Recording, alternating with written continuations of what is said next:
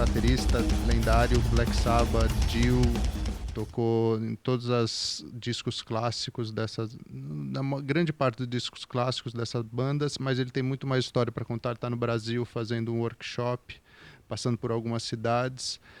Vinny, let's start.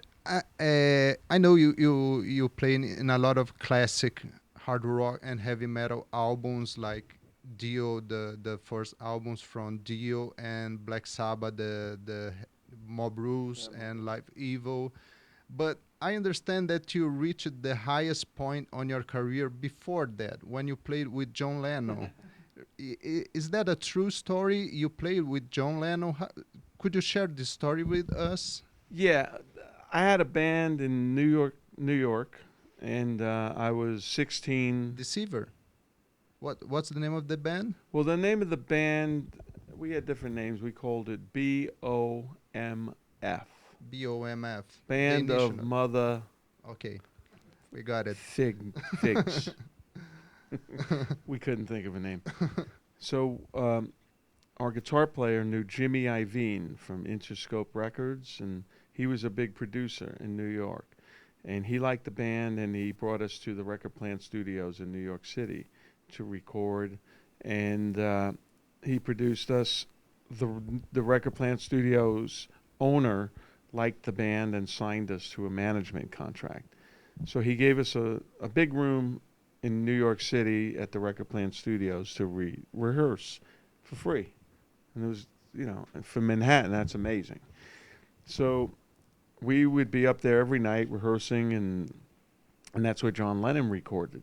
So one night, Jimmy calls us on the phone and says, "Hey, can you guys come downstairs and do some hand claps for some song?"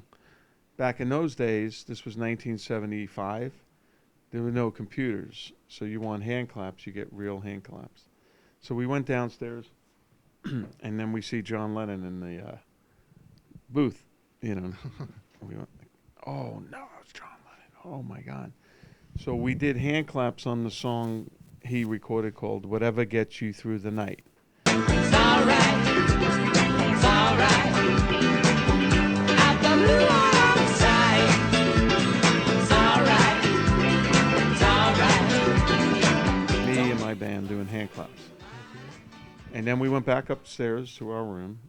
And then a couple of days later, we're rehearsing, and John walks in, sits there, watches us rehearse, and it was like, wow, oh my God. So we started hanging out with him, and eventually he asked us to do 3 videos with him. I'm on 3 videos, and then a little later on, he had a live show taped at the New York Hilton Hotel, live on TV. All around the world. Really? And we were the band, and we played 3 songs with him. You remember the songs you played with him? Yes. Imagine, Slippin' and Slidin', and Stand By Me. Imagine all the people living life in peace. And that was his last live appearance ever. Really? I got to play his last live. I didn't know that until later on. Actually, until last year, somebody said that was the last show, and then it came out in a guitar magazine. John was on the guitar, and it said there was a picture of us. It said this is John's last live performance. And you have any contact with him after that, before he died? No. Not at all. But a couple of years, what is it? What year did he die? 80? 81, I so think. Later on, no, it had to be a couple of years later because, yeah. We were on tour with Black Sabbath, and in England, and Warner Brothers Records called up and said, "Can you guys write a song for the upcoming heavy metal movie?" This was 1980. So, yeah. So we had 2 days off. So they booked a studio, and it was in John Lennon's house in England after he passed away. And we go pull up, big mansion. Dakota. Beautiful. Pull up, we go in, everybody gets rooms.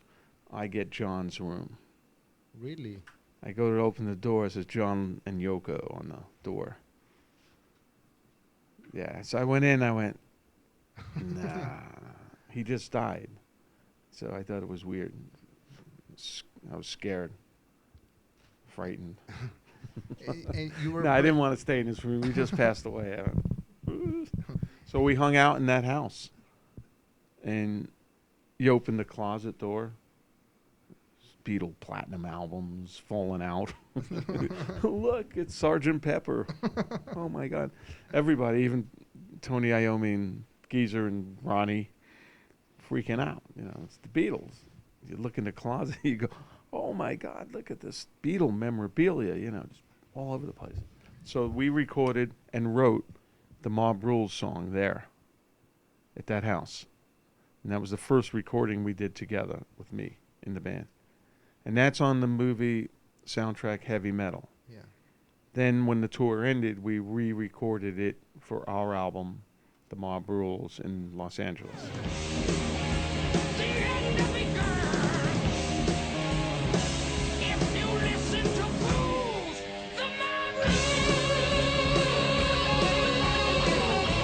It's kind of ironic because the biggest Beatle fan from Black Sabbath was Ozzy, Yeah. and you actually refused an invitation to play with Ozzy before you were invited to play with Sabbath, right? Right. And the funny thing is, I wound up doing a tour with Ozzy and Black Sabbath when Bill couldn't do it in 2000 or the year 2000. And Ozzy would always want to hear stories about John Lennon. John Lennon? So I'd tell him what happened, and he's like, he loved it. So, yeah, in early 1980, I got a call from Sharon Osbourne, and she said that Ozzy was putting a band together. And they heard about me, and they wanted to fly me to England to go meet Ozzy and hang out with him. And wow, so, oh my God, I was 19 years old. So I knew at that point Ozzy was, you know, crazy, drinking and Yeah. going, you know, letting loose. So I asked my brother Carmine, I said, I got this offer from Ozzy. I mean, what's going to happen with this? You know, isn't he crazy? My brother Carmine said, yeah, he's pretty crazy, you know. So I turned it down. I thought, I don't know, man. Because back then he was out of Black Sabbath and really starting over, you know. So I didn't do it. I said, no, I can't do it, and blah, blah, blah, blah. Who knew it was going to be But so big? at 19, you refused an invitation to play with Ozzy, but you have an invitation to play with Sabbath. Yeah, then a couple of months later, I get a phone call. I come home from Chicago, and there's a phone call from somebody from Black Sabbath calling. I went, call him back. They go, hey, you know, we're looking for a drummer. Bill left the tour. We need a drummer right away. We heard about you. You know, want to come down and meet Tony, like tonight? I said, yeah. So I went into Hollywood. Tony was at the hotel. I met Tony. We hung out. We got along. He said, okay, come down to rehearse tomorrow. So that's how I got in Black Sabbath. And the first song we played was Neon Nights. Cry out to legions on the brain. Time again to save us from the jackals of the street. I heard it on the radio. I didn't really know it. They said, what do you want to play? I said, I don't know. Neon Nights. So we played it. And 32 years later is the last song. It was the first song I played with Dio. We jammed. Neon Nights, he sang. 32 years later, or something like that, it was the last song I played with Dio. Really? With Dio or with Heaven and Hell? Hell, but with Dio singing. With Dio singing. It's the first song I ever met Ronnie with. I just met him. Hey, Ronnie. Wow, nice to meet you. We played Neon Nights. 32 years later, it was the last encore That's incredible. and the end of the tour. And then the year later, he passed away. Just free forever. Let a shadow shining. Never burn. You left Black Sabbath to join Dio's Well, solo career. I was happy, you know. I mean, I'm 20 years old in this major, legendary band and having a great time. And then they were having problems between the three guys, Tony Geezer and Ronnie. And then eventually, it was business, more business things. And eventually, Ronnie said, I'm going to leave the band and form my own band. And I said, oh, he goes, you want to join me? I'm inviting you. So I said, wow. And Sabbath wanted me to stay. What do I do, you know? So since I got along so well with Ronnie, and we both lived in California, very close to each other, I thought this might be more challenging to start something over with somebody like Ronnie singing. So I chose to go start with Ronnie, and we Okay. put the band together. And after that, you returned to Black Sabbath to record The Humanizer and return again with Heaven and Hell. And you play with Dio once again in the 90s. Yeah.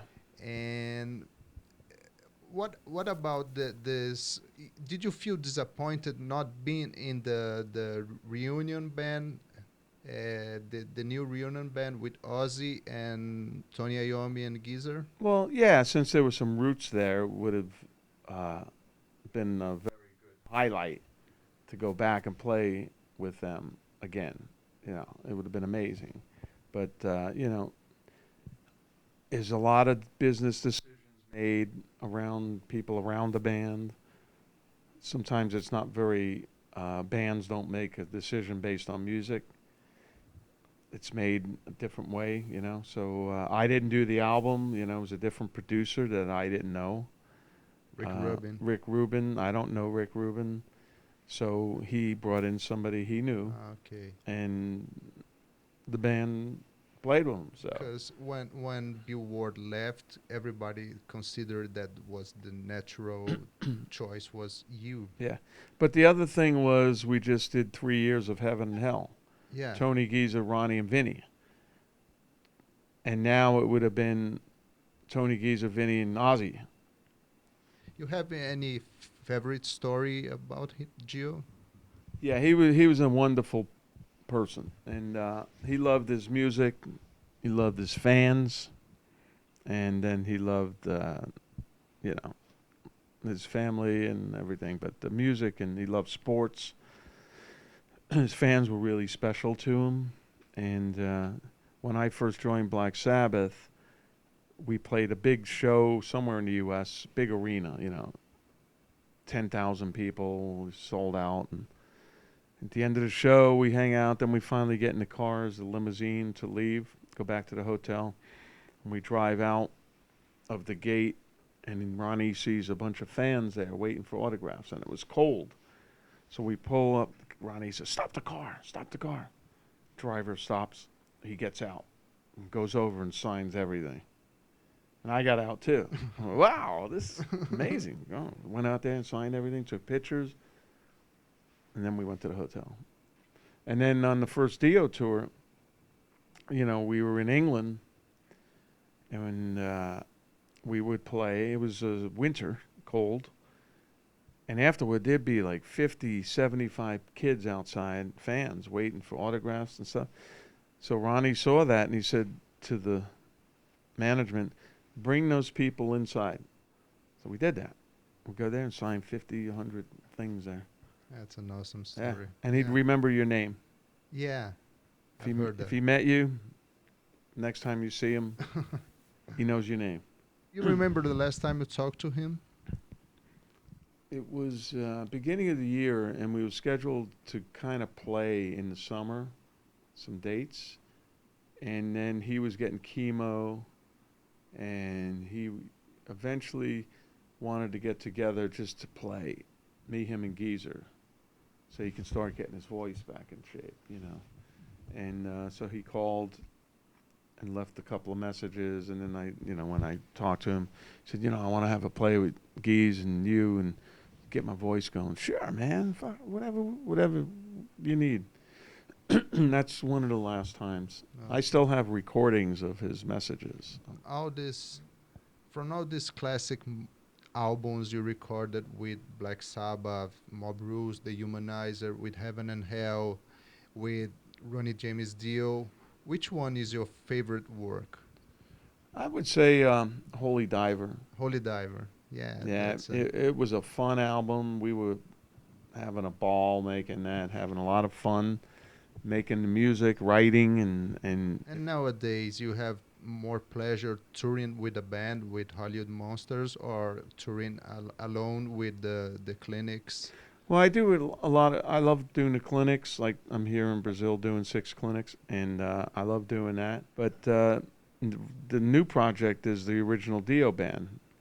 We did some dates last year. Vivian Campbell on guitar, Jimmy Bain on bass, me on drums, and the singer, his name is Andy Freeman. Dates. Hopefully, we come to Brazil next year. You never felt like playing a different kind of music than rock and roll? There is no different kind of music.